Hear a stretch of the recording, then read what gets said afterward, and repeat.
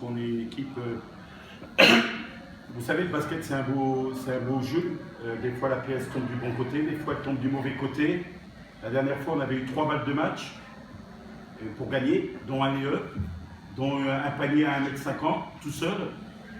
Et on avait raté. C'est pas aucun reproche, hein. C'est le basket, donc ça, c'est pas un reproche pour les joueurs, mais c'est le basket. On essayera de faire que la pièce tombe du bon côté. Je dois avouer quand même qu'ils sont relativement impressionnants défensivement et que le plus dur peut-être contre eux, c'est pas de défendre, c'est d'attaquer pour tenir le contrôle du tempo. Parce que leur tempo à eux, c'est de marquer beaucoup de paniers sur le jeu rapide, sur les ballons roulés. Et si on attaque bien et qu'ils n'ont pas de ballon, nous, demi-terrain, on est très bien aussi. On est une bonne défense. Hein. Depuis 2 tournois, le dernier tournoi, on était quasiment la meilleure défense, je crois la meilleure défense du tournoi. Cette fois-ci, on est encore une des très bonnes défenses du tournoi. Donc on va essayer de bien attaquer demain pour avoir un contrôle. Mais bon, on avait vu ce match où le Nigeria était qu'à 1 et puis tout d'un coup, on regarde le score, ils sont à plus 30. Ça va très vite et il faut être surtout avoir du contrôle de ses émotions. Un panier encaissé, c'est pas grave. 2 paniers encaissés, il faut être vigilant parce que tout de suite, on peut se lever le regard vers le tableau de marque et se retrouver à -20. Il faut surtout éviter une mauvaise série. Souvent, les équipes contre elles ont à un moment donné 8 possessions où elles ne marquent pas et tout d'un coup, le Nigeria met 8 paniers d'affilée en 1 minute 30 et le match est bouclé. Non, c'est là où il va falloir être très fort dans les annonces et très fort dans les choix.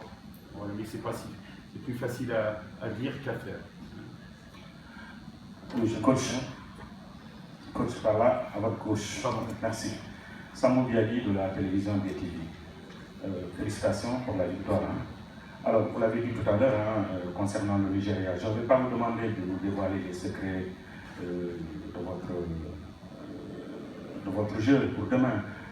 Mais réellement, comment comptez-vous faire pour contenir cette équipe du Nigeria? Je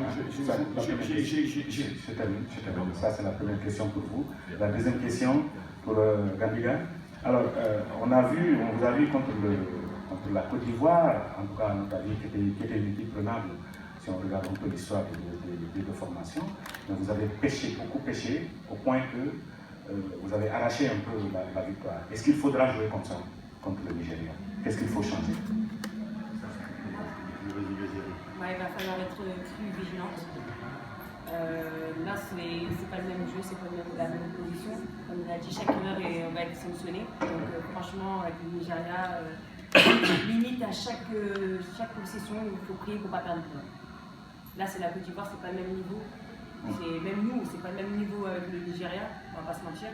Mais voilà, il faut être vigilante.